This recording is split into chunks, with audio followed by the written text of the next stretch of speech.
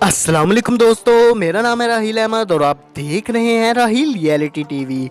दोस्तों, जैसा कि आप सब जानते हैं कि आजकल पूरी दुनिया इंटरनेट की वजह से एक दूसरे से कनेक्ट है और आप दुनिया के किसी भी इलाके में जा सकते हैं। लेकिन आज की इस वीडियो में मैं आपको दुनिया के उन वीरान इलाकों के बारे में बताने जा रहा हूं जो कि मॉडर्न वर्ल्ड से बिल्कुल कट ऑफ होकर अपनी ही दुनिया में रहते हैं। तो वीडियो शुरू करने से पहले आप सबसे रिक्वेस्ट है कि चैनल को सब्सक्राइब कर दें और घंटी के बटन को लाजमी प्रेस कर दें ताकि हमारे आने वाली हर वीडियो आप तक पहुंच सके। तो चलिए शुरू करते हैं। Number 1, Palmerston island. दोस्तों, ये जो स्मार्ट आइलैंड आप देख रहे हैं ये नॉर्थर्न न्यूजीलैंड से 3200 किलोमीटर दूर है। इस आइलैंड पर 62 लोग रहते हैं जो कि एक ही फैमिली से ताल्लुक रखते हैं। पलमस्टन आइलैंड दुनिया की सबसे आइसोलेटेड कम्युनिटी में से एक है। इस आइलैंड को कैप्टन जेम्स कुक ने सन 1774 में डिस्कवर किया था। इस आइलैंड पर रहने वाले 62 लोग विलियम मास्टर की नस्ल से हैं। विलियम मास्टर वो पहले शख्स थे जो इस आइलैंड पर रहने के लिए आए थे। ये सन 1863 में अपनी वाइफ और 2 कजन को लेकर यहाँ पर आबाद हो गए थे। विलियम ने क्वीन विक्टोरिया से इस जगह पर परमानेंट रहने की इजाजत हासिल की थी और अपनी 2 कजन से शादी करके यहीं आबाद हो गए थे। इनके टोटल 23 बच्चे पैदा हुए थे। सन 1899 में विलियम की मौत हो गई थी, लेकिन इसकी जनरेशन आज भी इस जगह आबाद है। इस आइलैंड की जिंदगी बिल्कुल इस तरह आबाद है जैसे 100 साल पहले हुआ करती थी। यहाँ कोई शॉप्स, बैंक्स और इवन मार्केट भी नहीं है। इवन यहाँ पैसे भी इस्तेमाल नहीं होते। इनके बड़ों के पास जो पैसे होते हैं उसे बाहर की दुनिया से सामान लाने के लिए इस्तेमाल किया जाता है। ज्यादातर ये लोग बाहर नहीं जाते। शिप्स इस आइलैंड पर आते हैं और उन्हें सामान सप्लाई करते हैं। इस आइलैंड के लोग दूसरे लोगों के साथ चीज़ों की ट्रेड भी करते हैं। यहाँ कोई वाटर सिस्टम नहीं है। जब बारिश होती है तो इसके पानी को इकट्ठा कर लिया जाता है और इसी को पिया जाता है। इस पूरे आइलैंड पर सिर्फ 2 टॉयलेट्स हैं। अगर कोई टूरिस्ट यहाँ विजिट करना चाहता है तो इसका बहुत ही खुशी से वेलकम किया जाता है। ये लोग टूरिस्ट का बहुत ख्याल रखते हैं और उन्हें अपने घर में सोने के लिए जगह भी देते हैं। लेकिन बहरहाल यहाँ पहुँचना आसान काम नहीं है। ये आइलैंड टोंगा से 500 किलोमीटर दूर है।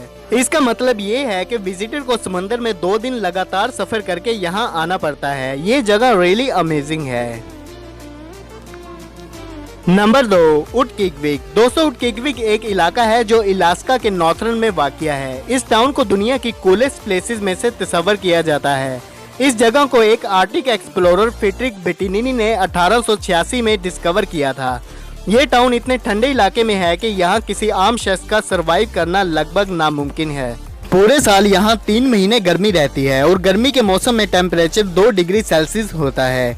इट्स मीन के यहाँ गर्मियों के मौसम में भी शदीद ठंड होती है। इसके अलावा सर्दियों में तो यहाँ का टेम्परेचर -16 डिग्री सेल्सियस रहता है। एक और इंटरेस्टिंग फैक्ट ये है कि यहाँ के रहने वाले लोगों को लॉन्ग पोलर नाइट्स का भी सामना करना पड़ता है। नवंबर के महीने में एक शाम सूरज गुरूब हो जाता है और 65 दिन तक लगातार रात रहती है और फिर इतने दिनों बाद कहीं जाकर दोबारा सूरज निकलता है। इस टाउन में 4429 लोग रहते हैं। इन लोगों की जिंदगी बिल्कुल सादा है और यहाँ कोई मॉडर्न सहूलियात नहीं है। इस टाउन के करीब एक ऑयल फील्ड है जिससे नेचुरल गैस घरों तक पहुँचाई जाती है कि वो आग जलाकर गर्म रह सकें। ये एरिया दिखने में बहुत सिंपल है। यहाँ के लोग ज्यादातर वेलिंग और सी हंटिंग करके सर्दियों के लिए खाना जमा करते हैं। इस टाउन पर जाने के लिए कोई जमीनी रास्ता नहीं है। गर्मियों के मौसम में तो शिप्स के जरिए तो यहाँ पर जाया जा सकता है, लेकिन सर्दियों में तो प्लेन्स के जरिए यहाँ पर पहुँचा जा सकता है। ये लॉन्ग फ्लाइट बहुत ही एक्सपेंसिव होती है, इसलिए ज्यादा टूरिस्ट यहाँ पर नहीं जा पाते। नंबर 3, ट्रिस्टन दा कुना। दोस्तों, ये जो ब्यूटीफुल आइलैंड आप देख रहे हैं ये अटलांटिक ओशन के बिल्कुल मिडल में वाक़िया है। इस आइलैंड को मिडल ऑफ नोवेयर कहा जाता है। ये इलाका साउथ अफ्रीका से 2800 किलोमीटर दूर है और ये साउथ अमेरिका से 3360 किलोमीटर दूर है। आप बिलीव नहीं करेंगे, इस आइलैंड के सबसे करीब जो शहर है वो भी 2400 किलोमीटर दूर है और इस आइलैंड पर जाने का सैकड़ों मीलों तक कोई भी जमीनी रास्ता नहीं है। इस आइलैंड को सबसे पहले सन 1506 में ट्रिस्टन दा कुना नामी शख्स ने डिस्कवर किया था। इस आइलैंड के करीब मौजूद समंदर इतना खतरनाक है कि यहाँ जाने की हिम्मत कोई नहीं कर सकता। इस आइलैंड के खोज के 261 साल बाद एक फ्रेंच एक्सपर्ट ने इस जगह को दुनिया के मैप में ऐड किया था। इस आइलैंड पर सबसे पहले 1810 में जोनाथन लैम्ब्रिन नामी शख्स रहने के लिए आया था। अमेरिकन जोनाथन ने क्लेम किया था कि वो इस जगह का रूलर है। आज इस जगह पर 265 लोग आबाद हैं। इन लोगों ने अपनी सहूलियात के लिए यहाँ पर हर चीज तामीर की हुई है। यहाँ एक हॉस्पिटल और एक सुपरमार्केट भी मौजूद है, लेकिन सुपरमार्केट से सामान लेने के लिए आपको महीना पहले ऑर्डर देना पड़ता है ताकि इसे शिप्स के जरिए मंगवाया जा सके। वैसे तो इस आइलैंड की लोकेशन हद से ज्यादा खूबसूरत है, लेकिन ये लोग हजारों किलोमीटर दूर बिल्कुल अकेले रहते हैं।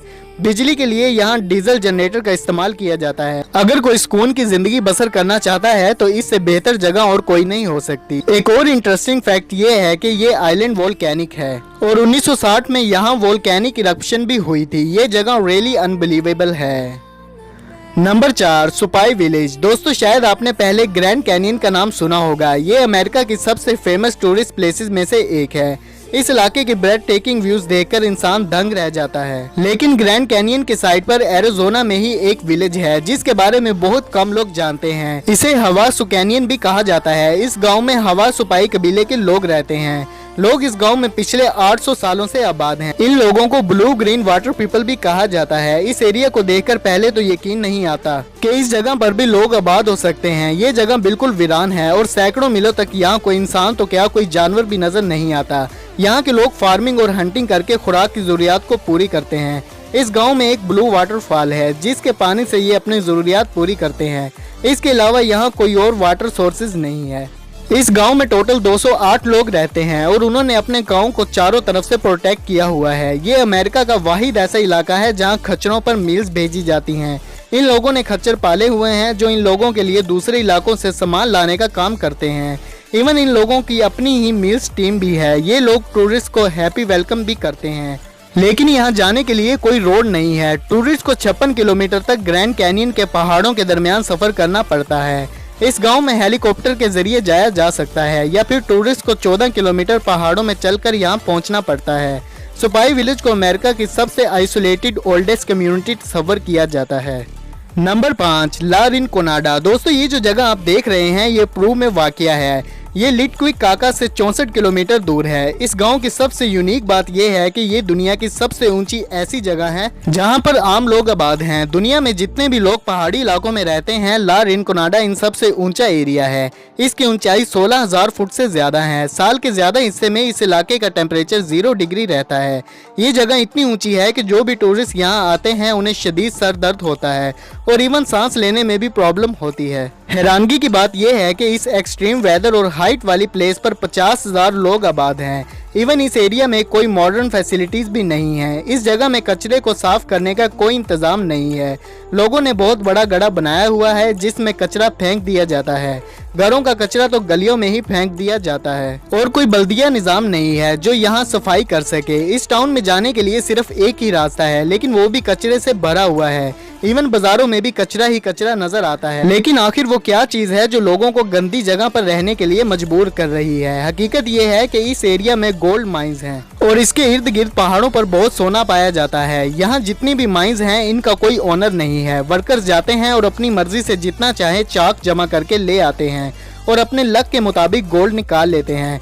माहिरीन के मुताबिक इस जगह पर लोग सिर्फ गोल्ड की लालच में रहते हैं, इसलिए तो ये जगह घर नहीं कचरे का ढेर बनी हुई है। दोस्तों आज की वीडियो बस यहीं तक थी। उम्मीद है आप लोगों को पसंद आई होगी और अगर आप इस तरह की इंटरेस्टिंग वीडियो देखना पसंद करते हैं तो हमारे चैनल राहील रियलिटी टीवी को सब्सक्राइब लाजमी कीजिएगा। तो दोस्तों मिलते हैं अपनी नेक्स्ट वीडियो में, तब तक के लिए अल्लाह हाफिज।